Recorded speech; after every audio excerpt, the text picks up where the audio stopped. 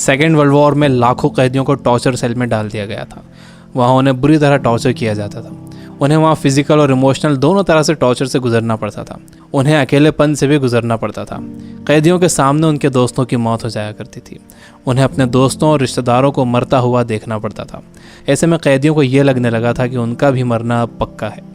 ये सब देखकर कैदी इमोशनली बहुत डिस्टर्ब हो जाते थे, बर्दाश्त नहीं कर पाते थे और वो सदमे से ही मर जाते थे। सेकेंड वर्ल्ड वॉर में कैदियों को रखने के लिए कई कैंप्स बनाए गए थे। उन्हीं कैंप्स में से एक कैंप में बंद थे psychologist doctor Victor Frankl. Victor उन कैंप्स में 3 साल तक रहे। उन कैंप्स में उन्होंने जो भी देखा, जो भी एक्सपीरियंस किया, जो भी टॉर्चर सहे, किसी को मालूम नहीं था कि वो इसके बारे में एक किताब लिख देंगे। उस किताब की करोड़ों कॉपीज़ बिक जाएंगी और कई भाषाओं में वो किताब ट्रांसलेट हो जाएगी। उन्होंने किताब लिखी जिसका नाम था मैन सर्च फॉर मीनिंग। अभी जो कोरोना क्राइसिस चल रही है, आप घरों में बंद हो, बोर हो रहे हो, अच्छा नहीं लग रहा है, तकलीफ हो रही है, तो आप अपनी इस तकलीफ को ज़रा इन टॉर्चर सेल्स के फ़ोटोज़ से एक बार कंपेयर ज़रूर करना। इससे मुझे पक्का यकीन है कि आपको अंदाज़ा हो जाएगा कि हमारी तकलीफ़ इन टॉर्चर सेल्स की तकलीफ़ के मुकाबले कुछ भी नहीं है।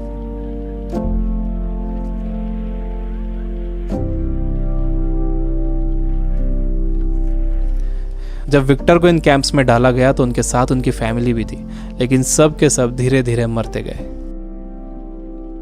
विक्टर एक इंसिडेंट बताते हैं। उनके साथ एक कैदी था। उसने फरवरी महीने के आखिर में एक सपना देखा। उसने विक्टर को बताया कि कल रात उसने एक सपना देखा था। सपने में एक आवाज़ गूंजी कि मुझसे जो पूछना है पूछो। तो मैंने उससे पूछा कि हम इस कैंप से बाहर कब निकलेंगे। तो उस आवाज़ ने कहा कि 30 मार्च को तुम लोग बाहर निकल जाओगे। इस सपने के बाद उस कैदी को पूरा यकीन हो गया था कि वो 30 मार्च को रिहा हो जाएगा। मार्च का महीना शुरू हो गया। वो एक एक दिन गिन रहा था। धीरे धीरे दिन निकलते गए। जब मार्च का महीना ख़त्म होने आया तो उस कैदी को ये दिखने लगा कि वो रिहा नहीं हो सकेगा। 29 मार्च को वो बीमार पड़ गया और 30 मार्च को वो मर गया। ऊपरी तौर पर तो ये लग रहा था कि उस कैदी को कोई बीमारी हुई है जिससे वो मर गया, लेकिन विक्टर जानते थे कि वो कैदी किसी बीमारी से नहीं मरा था, बल्कि नाउम्मीदी से मरा था।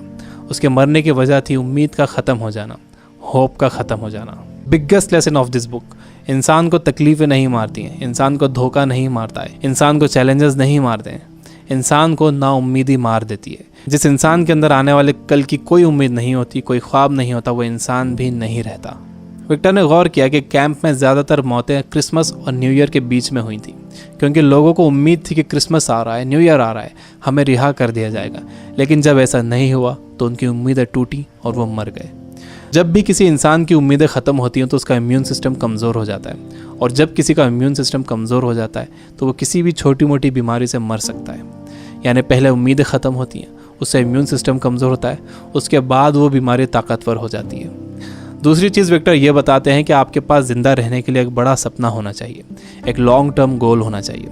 जिसके पास आने वाले कल के लिए बहुत बड़ा ख्वाब है, उसके लिए आज की तकलीफ़ें, आज की प्रॉब्लम्स बहुत छोटी होती हैं।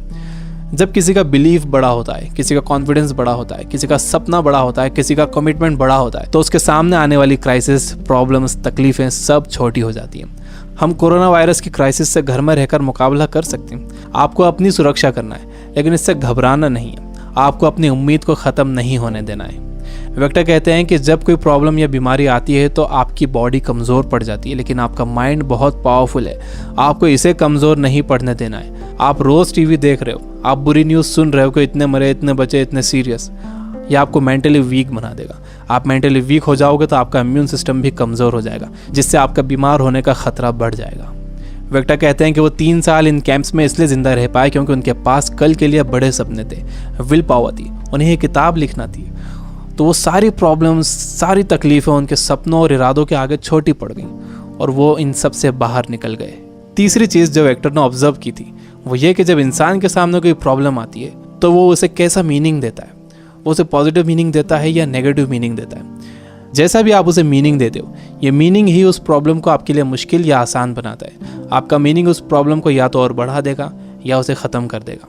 फॉर एग्जांपल, आप कहीं जाने के लिए घर से बाहर निकलते हो और आप देखते हो कि आपकी गाड़ी का टायर पंचर है। अब आपको बहुत गुस्सा आ जाता है। आपको लगता है कि क्या इसे अभी पंचर होना था, या आप ही के साथ क्यों हुआ, पूरा मूड ख़राब हो गया। आपने इसे दे दिया नेगेटिव मीनिंग। आपके पास एक और ऑप्शन था। आप सोच सकते थे कि हो सकता है कुदरत आपको वहाँ जाने से रोक रही हो सकता है कि आप किसी बड़े एक्सीडेंट से बच गए हों इसकी वजह से। अगर तेज़ स्पीड में गाड़ी का टायर पंचर हो जाता तो एक्सीडेंट हो सकता था। अच्छा हुआ कि निकलने से पहले ही आपको टायर पंचर मिला। ये है पॉजिटिव मीनिंग। इंसान यूजुअली नेगेटिव ही सोचता है और इस नेगेटिव सोचने की वजह से हम हर चीज़ का नेगेटिव साइड ही देखते हैं, उसका पॉजिटिव साइड नहीं देखते। जैसे कोरोना क्राइसिस में जितना टाइम आपने फैमिली को दिया है, क्या आपने कभी पहले इतना टाइम दिया है? मेरे कुछ दोस्त जो किताबों से बिल्कुल दूर थे, उन्होंने बुक्स पढ़ना शुरू कर दिए, वो रीडिंग हैबिट बना रहे हैं। अगर कोरोना क्राइसिस ना होता तो क्या ऐसा होता था? जितना मैं इन दिनों पढ़ रहा हूँ, पहले इतना कभी नहीं पढ़ता था।